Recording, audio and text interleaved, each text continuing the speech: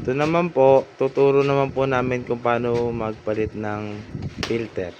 Usually po ito, every 6 months, kung marami pong tao sa bahay, sample po, 10 person pataas, ano po yan, 3 months na lang po siya. Pero kung 10 person po pababa, usually po, mga 3 months po, palitin na po yung filter. Tapos, tuturo po namin kung paano siya papalitan step by step. Yung filter po natin may specification po siya. May 20 micron. Ito. May guide po tayo dito. 20, 10, 5, tsaka 1. Saan makikita? Dito po makikita sa sticker po ng bagong filter natin. Filter specification. Ngayon po, pag magpapalit po tayo ng filter, ang kailangan po natin isa na ito po. So, tapos yung mga valve po na lang dito. Kung tatlo. Ayan. Kailangan po natin isang i-close. Doon na. Pagka na-close po natin yung valve na yun, yung apat po na yun, isa, dalawa, tatlo, apat. Release po tayo ng pressure dito. Release po tayo ng pressure. Kaya naman po tayo nag-release ng pressure para madali po siyang buksan. Tapos gamit po tayo ng spanner. Pasalat lang po natin sa mangrove. Paspit lang po pakaliwa. Huwagan po natin lahat.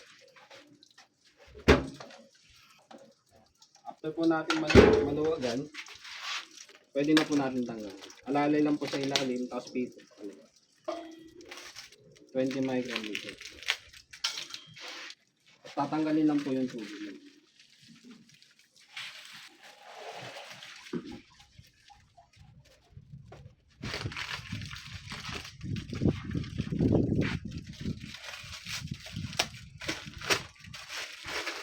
Sa paglagay po ng filter, kahit po magkabaliktad po yung pasok, yung butas, okay lang po. Tapos may gate po siya sa pinakadulo, pinakailalim po ng housing. Ayan po, yung bilog na nasa gitna. Papasok lang po siya natin doon.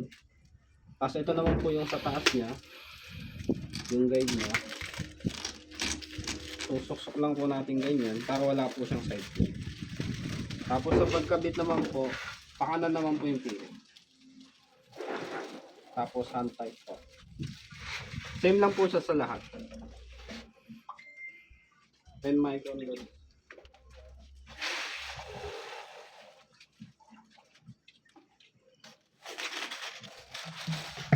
Paso. Ito sa taas.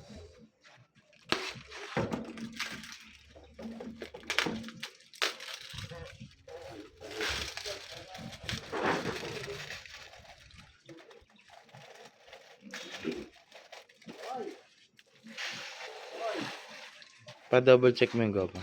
Oh.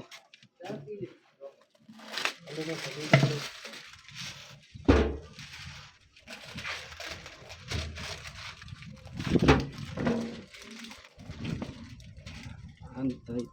Tapos last.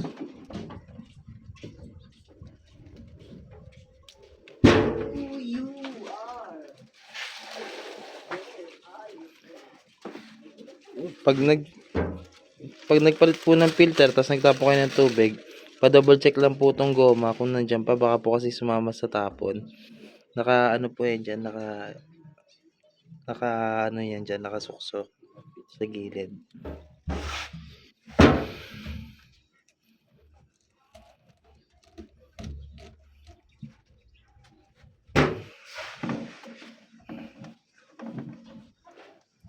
Sa paghigpit naman po, saktong higpit lang po. Hindi naman po siya kailangang sobra.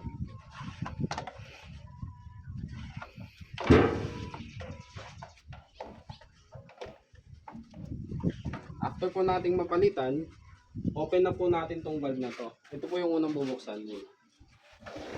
Tapos hayaan po muna natin tumulo sa gripo. Para yung hangin po may labas muna. Para wala ho siyang kabal.